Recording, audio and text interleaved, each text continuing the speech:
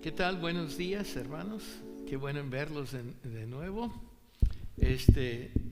Como muchos de ustedes, estoy trabajando 2 turnos hoy. Prediqué hoy en la mañana en inglés, así es que quieren que trabaje más duro para mis taquitos. Y así es que así nos piden a los latinos que trabajemos 2 turnos, ¿verdad? Y también es algo histórico, porque en mi iglesia anterior yo predicaba en inglés y en español, pero lo hacía en forma consecutiva. Es decir, que decía un párrafo en español, I would say it again in English. Y así era como un juego de ping pong, ¿verdad? Entonces, esta es la primera vez que predico el mismo sermón, todo en inglés, y luego lo repito, todo en español.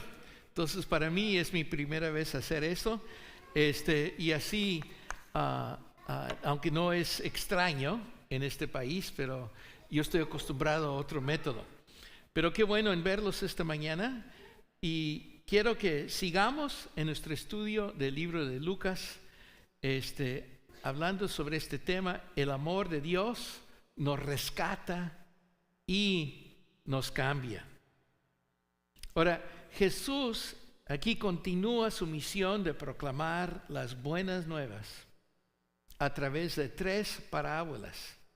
Y estas 3 parábolas explican cómo el amor de Dios rescata a los que están enfermos espiritualmente, cómo Dios los sana y cambia sus vidas. Hoy en día, estas historias pues, están ya muy conocidas. Yo los conocí por primera vez en la escuela dominical, en la escuela bíblica de vacaciones, ¿verdad? Se les cuenta mucho a los niños, pero estas historias no son exclusivamente para niños. Esto en realidad es para adultos.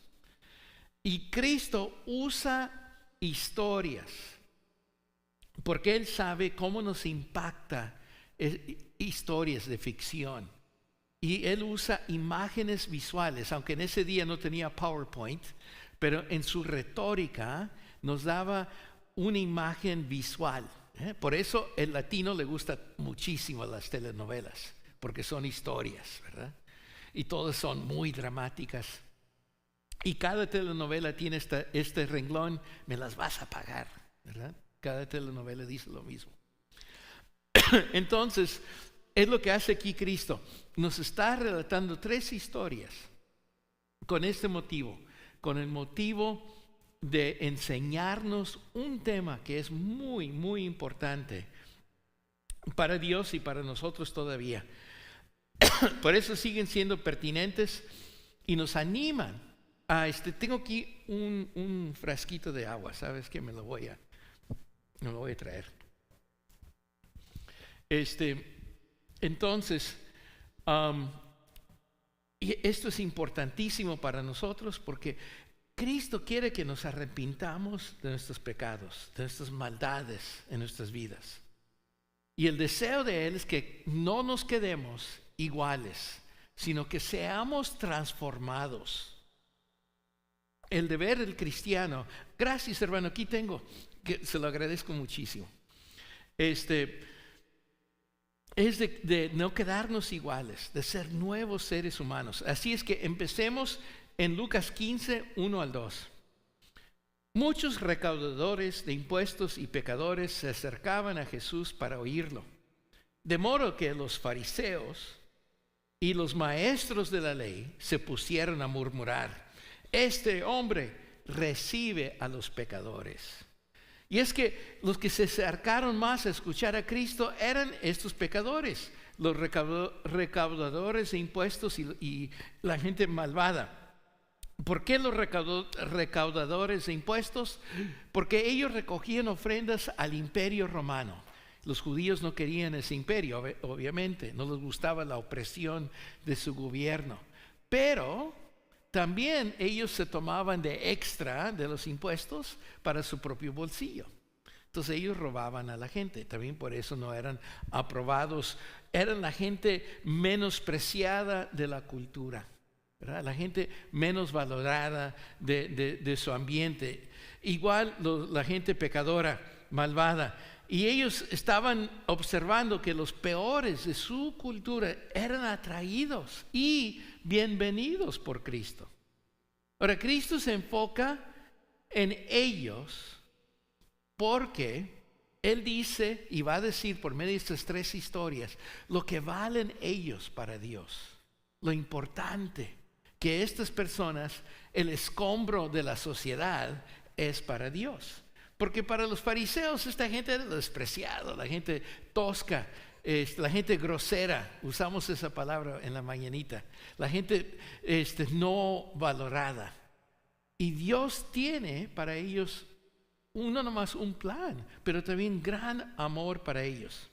Entonces Él comienza sus ilustraciones sobre cómo el amor de Dios rescata y cambia nuestras vidas con la primera historia, la parábola de la oveja perdida.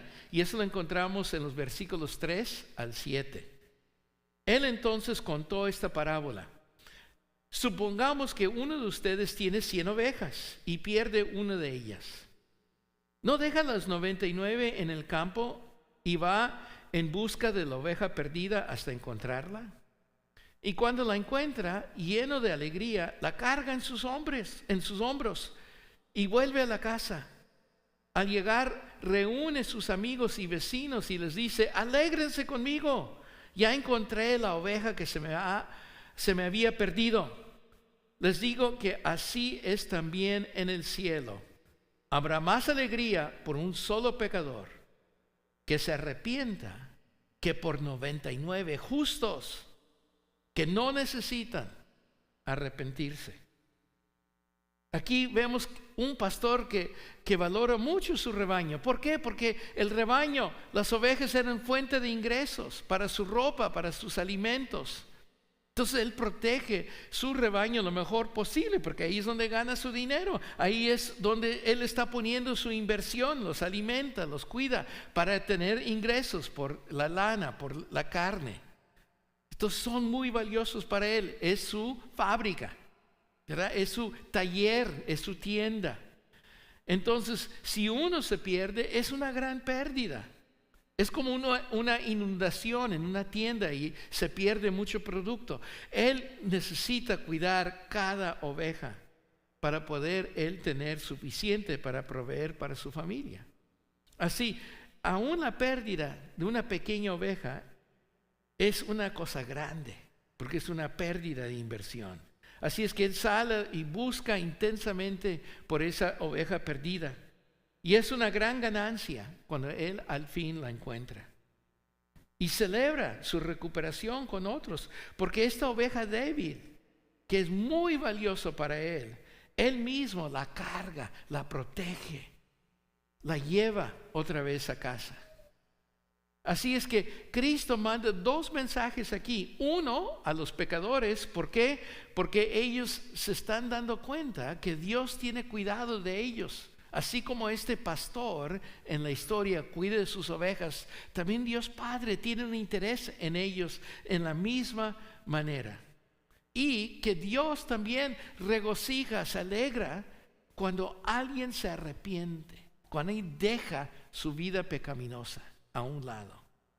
Y Él dice la Biblia y dice aquí Cristo que el cielo regocija más por ellos que la gente religiosa que sigue todas las reglas, que siempre se están comportando bien, y en este caso como los que se creen superiores a los demás.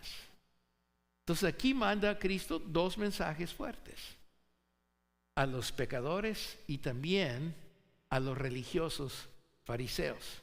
Pero no termina ahí Cristo. Da una segunda ronda en su boxeo con los fariseos. Versículos 8 al 10. O supongamos que una mujer tiene 10 monedas de plata y pierde una. ¿No enciende una lámpara, barre la casa y busca con cuidado hasta encontrarla? Y cuando la encuentra, reúne a sus amigas y vecinas y les dice: alégrense conmigo, ya encontré la moneda que se me había perdido. Les digo que así mismo se alegran los ángeles de Dios por un pecador que se arrepiente. Los salarios eran bajos en la época de Cristo. El dinero no era tan abundante como lo es hoy en nuestro tiempo, y por lo tanto esa pérdida de dinero era un asunto muy serio. Me imagino que ella también trabajaba 2 turnos para sus taquitos, ¿verdad?, de carnita de oveja, como se acostumbra en Medio Oriente. Entonces para ella era una gran pérdida también. Ella buscó por toda su casa para encontrarlo, hasta que al fin lo encuentra y lo celebra con muchísima alegría. Una vez más, Cristo explica, ese tipo de gozo sucede en el cielo, cuando alguien se arrepiente, y esa palabra es crítica, lo está repitiendo ya 2 veces. Para recibir el perdón de Dios, es crítico reconocer que hemos hecho mal, que no andamos bien, que hay una norma absoluta para todo el mundo, una norma moral que nos corresponde a todos seguir, y que hemos fallado. Y por lo tanto hay que arrepentirnos, reconocer nuestra maldad y reconocer que hay que cambiar cómo vamos a vivir. Y otra vez Cristo muestra lo valioso que son los pecadores para Dios. Son muy valiosos, son como una ovejita, son como una moneda perdida. Quiere decir que ellos, los que estaban ahí escuchando a Cristo primero, ellos tenían gran valor en los ojos de Dios. En los ojos de los fariseos eran los escombros de la cultura, de la sociedad. Pero en los ojos de Dios eran los más importantes para Él. Y Él quiere que ellos también se acerquen. Y por eso hace el llamado de arrepentir, reconocer la maldad personal, pedir perdón y cambiar la manera de vivir. Y luego Cristo termina sus historias con el último, el tercero. ¿Y por qué lo hace 3 veces? Es para enfatizar este tema importante. Porque no solo para niños y entretenernos, es para enseñarnos el gran amor de Dios. Así es que versículos 11 al 13 dice, un hombre tenía 2 hijos, continuó Jesús. El menor de ellos dijo a su padre, papá, dame lo que me toca de la herencia. Así es que el padre repartió sus bienes entre los 2. Pocos después el hijo menor juntó todo lo que tenía y se fue a un país lejano. Ahí vivió desenfrenadamente y derrochó su herencia. Ahora Jesús cuenta aquí esta historia de este hombre rico que tenía 2 hijos, pero los 2 tenían diferentes motivaciones para trabajar y servir a su padre. El hijo mayor, como el hijo típico mayor, era obediente, responsable, fiel en cumplir con los deseos de su padre, pero el menor quería irse. Él quería experimentar la vida a su manera. Entonces él pide su herencia, él pide que él lo puede usar como él quiere según su antojo, y sale de la casa y lo gasta en muchas actividades derrochadoras, en placeres, sin importarle cuánto durará y hasta cuánto seguirá. Versículos 14 al 16 nos dice, cuando ya lo había gastado todo, sobrevino una gran escasez en la región y comenzó a pasar necesidad. Así que fue y consiguió empleo con un ciudadano de aquel país, quien lo mandó a sus campos a cuidar cerdos. Tanta hambre tenía que hubiera querido llenarse el estómago con la comida que daban a los cerdos. Pero aún así nadie le daba nada. Él tenía tanta hambre que buscó trabajo y hasta buscó un empleo que ningún judío hubiera tomado. Pero así estaba él desesperado, ¿verdad? Porque se prohíbe el comer cerdo o cochino, ¿verdad?, en el Antiguo Testamento. Entonces él fue a un país extranjero, donde sí se permitía. Y él aquí nos dice que él tenía tanta hambre, él cayó en tanta pobreza que hasta él deseaba comer lo que los cochinos estaban comiendo. pero nadie le daba nada y se le acabó su dinero. Versículos 17 al 21, por fin recapacitó y se dijo: ¿cuántos jornaleros de mi padre tienen comida de sobra? Y yo aquí me muero de hambre. Me levantaré e iré a mi padre y le diré: papá, he pecado contra el cielo y contra ti. Yo no merezco que se me llame tu hijo. Trátame como si fuera uno de tus jornaleros. Así que emprendió el viaje y se fue a su padre. Todavía estaba lejos cuando su padre lo vio y compadeció de él. Salió corriendo a su encuentro, lo abrazó, lo besó. Y el joven dijo: papá, he pecado contra el cielo y contra ti. Yo no merezco que se me llame tu hijo. El hijo volvió en sí, reconoce que los siervos de su padre habían sido tratados mejor, así es que él vuelve a casa. Pero no nomás regresa porque tenía hambre, él mismo reconoció que él estaba muy equivocado, que había hecho muchísima maldad y tenía que cambiar su vida. Y eso es lo que consiste el arrepentimiento. No de quedarse igual, no de seguir las mismas costumbres, es de vivir una vida nueva. Así es que decidió volver a casa, confesó que él había pecado no solo contra su padre, pero también contra Dios mismo. Así es que él regresa, su padre, porque estaba esperando, orando que su hijo volviera, lo reconoce allá desde lejos.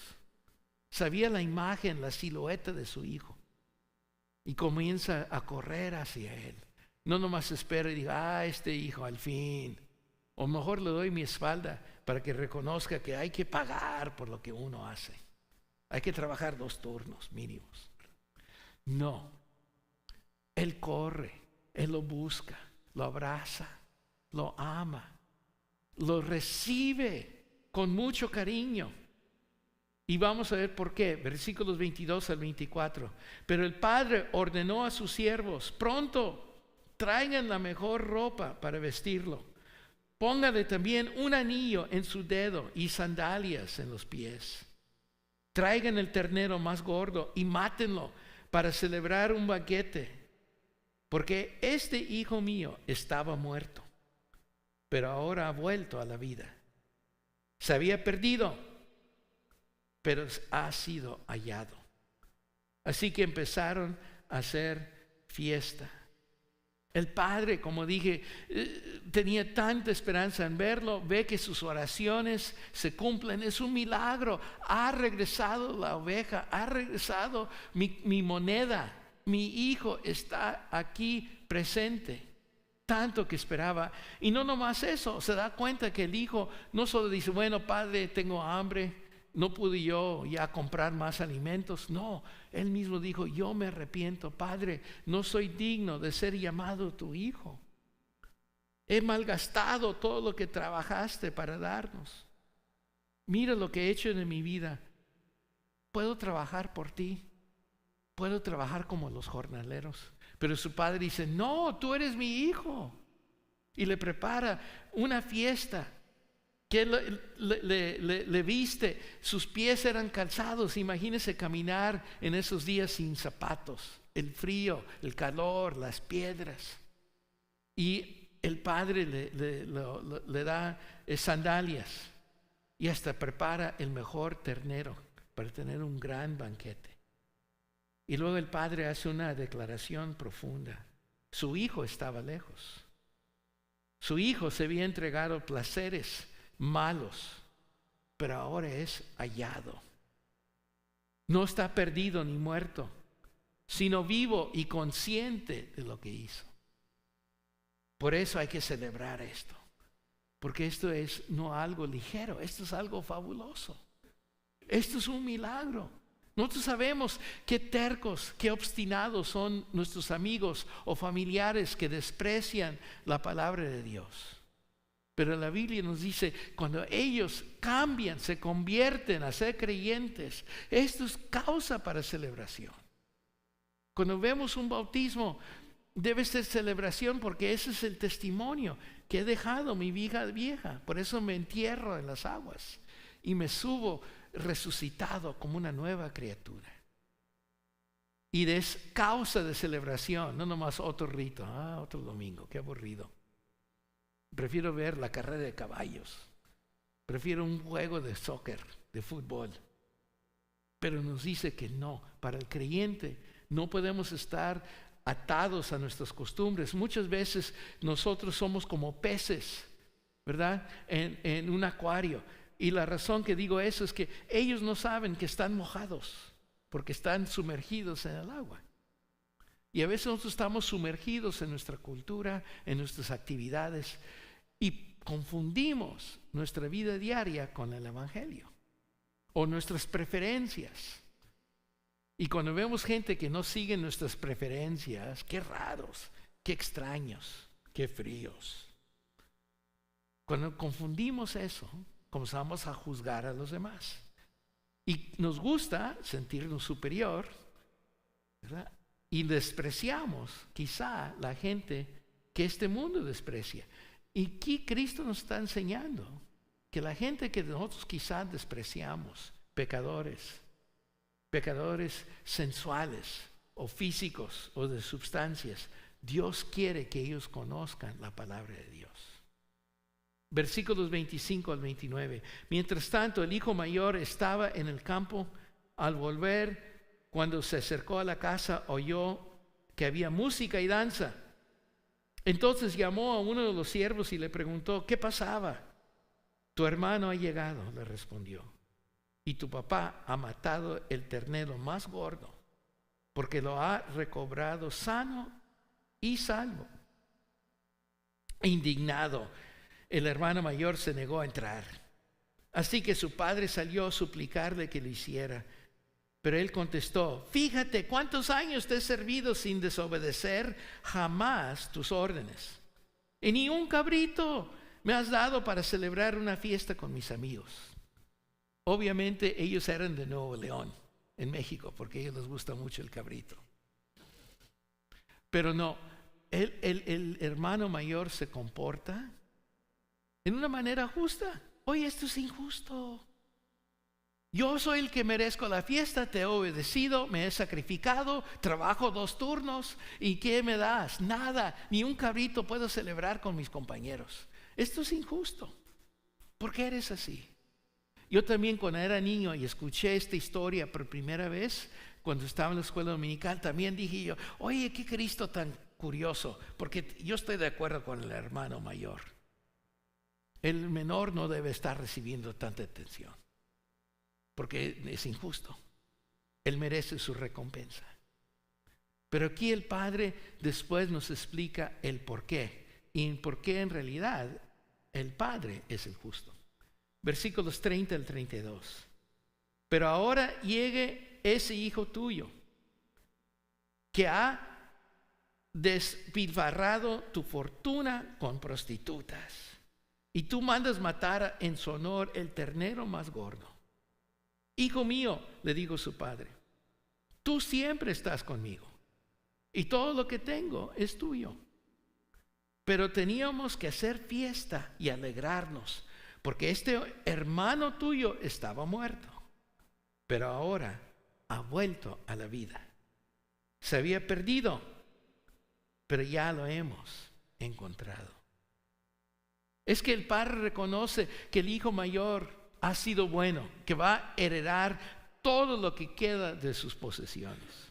No quita al hijo mayor su dignidad, su valor.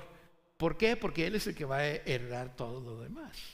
El hijo menor no, él lo perdió. Entonces es justo. El padre no lo va a quitar del hijo mayor lo que le corresponde. Él va a cumplir su compromiso con él.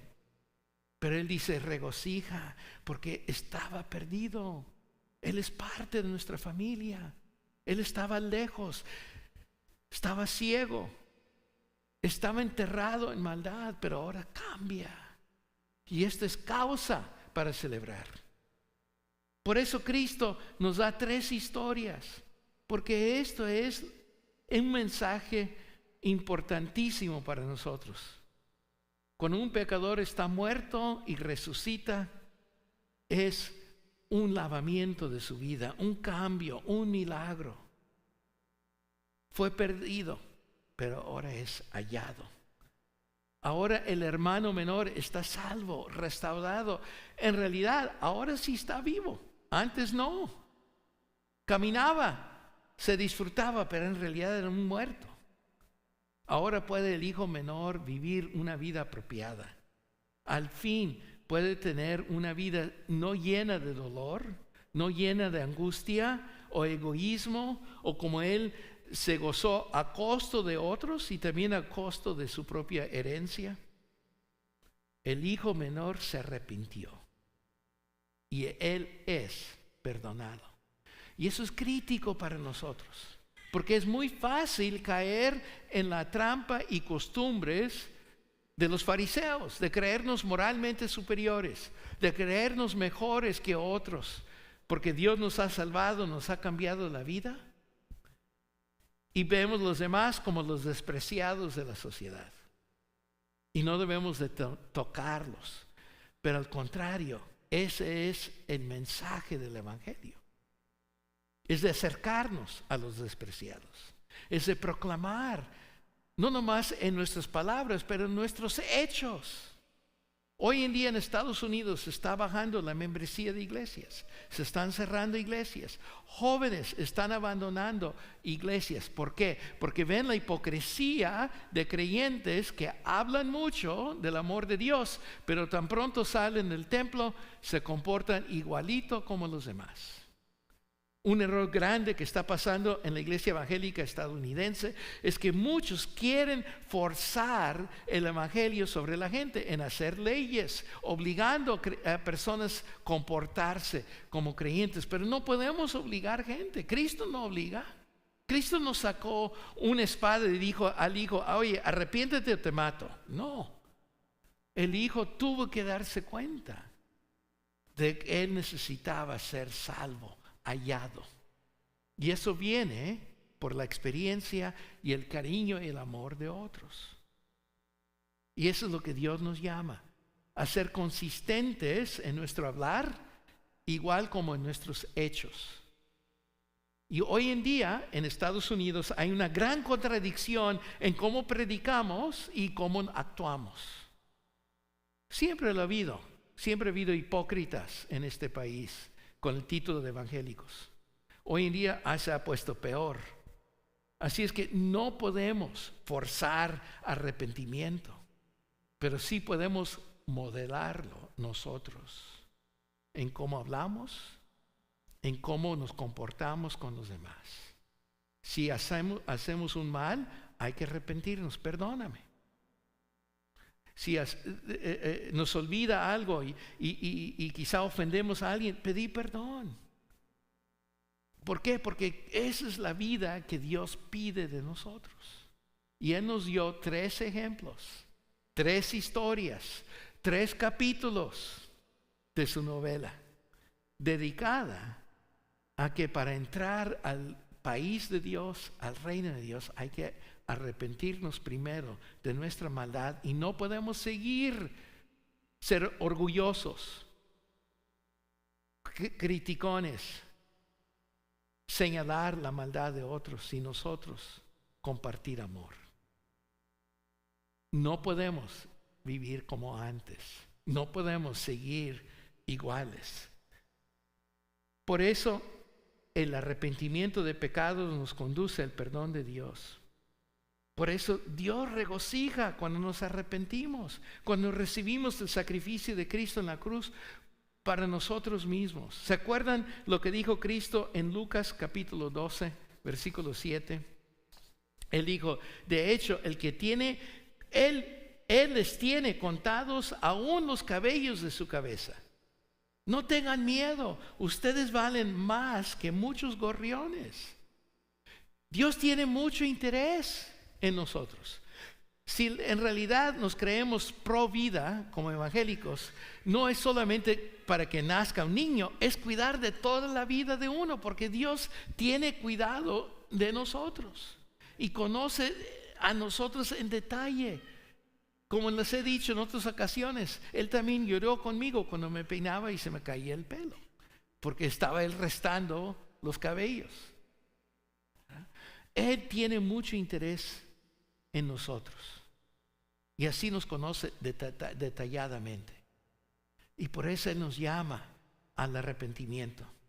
Y no debemos de tener temor, al contrario, debemos reconocer el amor entrañable de la humanidad. Eso es una palabra exclusiva en el español, ¿sabían? No existe la palabra entrañable en inglés.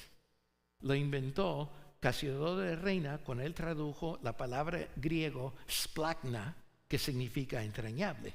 Y es que los griegos pensaban que el asiento de nuestras emociones no eran el corazón, eran las entrañas.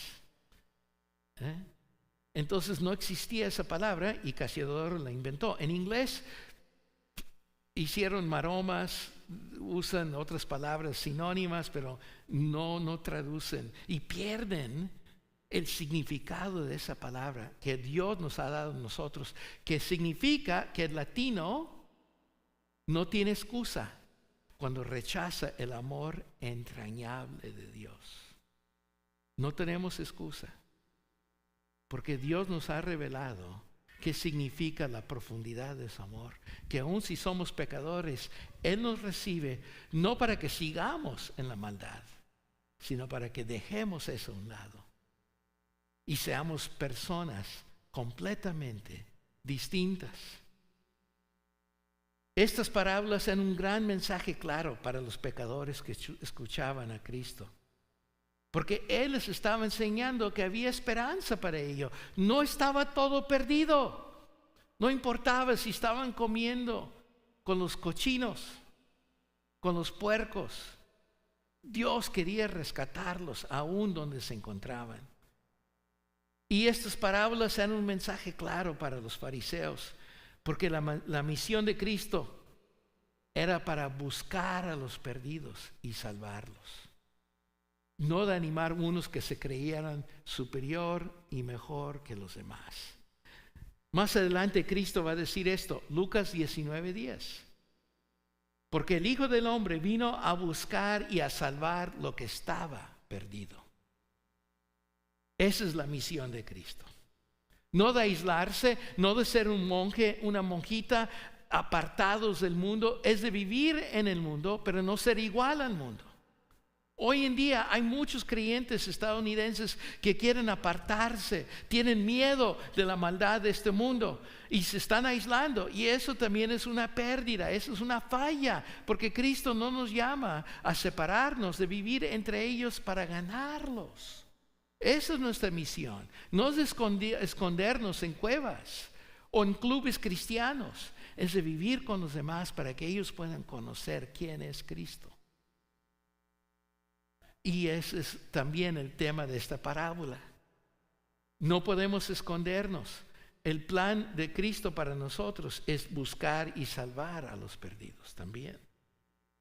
No podemos estar aislados, sino tratar con Él para que ellos conozcan que también hay que pedir perdón y vivir una vida cambiada. Y nuestras vidas deben reflejar lo mismo, que pedimos perdón, que no proyectamos que sabemos más que los demás, sino que con humildad sirvamos a los demás. Y reconocer que esa humildad viene porque reconocemos que somos pecadores y que Dios regocijó sobre nosotros cuando nosotros cambiamos. Dios no prueba la rebelión de la humanidad, pero sí ha provisto el camino para salir de nuestra desobediencia y nuestro pecado, la muerte y resurrección de Cristo. No está todo perdido. Tenemos un salvavidas. Cristo fue el último sacrificio. Su muerte en nuestro lugar compró nuestra salvación, nuestro perdón y limpieza de nuestros pecados. No podemos ser como los fariseos y tener un gabinete de trofeos de todas las buenas obras, porque todas las buenas obras no es suficiente para comprar perdón. Lo que compra el perdón es recibir lo que Cristo hizo en la cruz y aceptar que Él conquistó no solo el pecado, pero la muerte al resucitar. Eso es lo que nos salva. Lo que Dios hizo por nosotros. Él nos avienta el salvavidas. Nosotros no podemos nadar para llegar a tierra firme.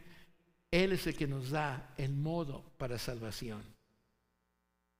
Y cuando nosotros nos arrepentimos, Él perdona, Él nos cambia, Él nos sana. Mira lo que dijo un pecador en Hechos 3, 19 y 20. Por tanto, para que sean borrados sus pecados, arrepiéntanse y vuélvanse a Dios, a fin de que venga tiempos de descanso de parte del Señor, enviándoles el Cristo o el Mesías, que ya habían sido preparados para ustedes, el cual es Jesús. Dios nos ofrece tiempos de descanso. El hijo menor descansó al fin porque se arrepintió. Igual nosotros, si también nos arrepentimos. ¿Quién fue este pecador que dijo esto? Pedro.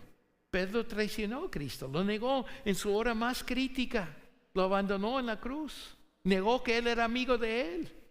¡Qué traicionero! Como Judas. Los demás también, qué miedosos, todos corrieron. Al contrario, ¿quién eran las valientes? Las mujeres, porque se quedaron ahí en el pie de la cruz. ¿Y quiénes fueron las primeras en buscarlo en la tumba? Las mujeres. ¿Y dónde estaban los hombres? Todos ahí con miedo, escondidos. Otra lección: el machismo no es bíblico, porque las mujeres nos ganaron. Eso es porque ellos se arrepintieron, reconocieron. Como hombres a veces pensamos que nuestras energías, nuestra mente, nuestros pensamientos, nuestra educación es suficiente para salvarnos. Pero que Cristo nos dice que no. Nada podemos hacer para salvarnos. Al contrario, hay que recibir su sacrificio. Cuando nos arrepentimos, dice la Biblia, que nos convertimos en nuevas criaturas. Pablo dijo en 2 Corintios 5, 17, por lo tanto, si alguno está en Cristo, es una nueva creación. Lo viejo ha pasado, ha llegado ya lo nuevo. Somos nuevos. No podemos seguir iguales. Si alguien te conoce por años y no te ha visto por 10 años, es un cumplido si él te dice o ella te dice, eres distinto, si en realidad eres mejor. Que ven un cambio nuevo, que ya no eres como antes. Eso es bueno, porque no podemos quedarnos estáticos. No somos muebles en una sala. Nosotros somos las personas en que nos sentamos en los muebles. Somos activos, vivos. No estamos muertos. Estamos siempre cambiando. Qué lástima que la iglesia evangélica, que el mensaje nuestro es de predicar el cambio y somos lo que menos es lo que menos queremos. No cambien el culto, no cambien la música, no me cambien mis taquitos. ¿Por qué? Porque somos criaturas de costumbre, pero Dios no permite eso. Debemos ser personas de cambio constante, ajustándonos, dejando nuestra vida vieja al pasado. Costumbres que irritan y molestan a otros, insultos, actitudes en constante cambio. Y no podemos jubilarnos de esos cambios. Si tenemos 86 años o 66 o 16, no importa, tenemos que estar en un estado de cambio constante hasta que moramos. No se acaba, pero es un tiempo refrescante. Mejor que un baño en una regadera un día frío de agua calientita, o un baño en una regadera de agua fresca en un día caliente. Es más sabroso, es mejor, porque Dios nos está renovando, mejorándonos, cambiándonos. No podemos quedarnos igual. Y por último, Pablo dice esto en Romanos 12:2. Ya lo he repetido aquí en otras ocasiones. No se amoldean al mundo actual, sino sean transformados mediante la renovación de su mente. Así podrán comprobar cómo es la voluntad de Dios, buena, agradable y perfecta. La palabra transformación en griego es metamorfosis. Los científicos usaron esa palabra para describir cómo cambia un gusanito a una mariposa. Es igual. Nosotros cambiamos de naturaleza. Transformación, un metamorfosis. No podemos quedarnos igual.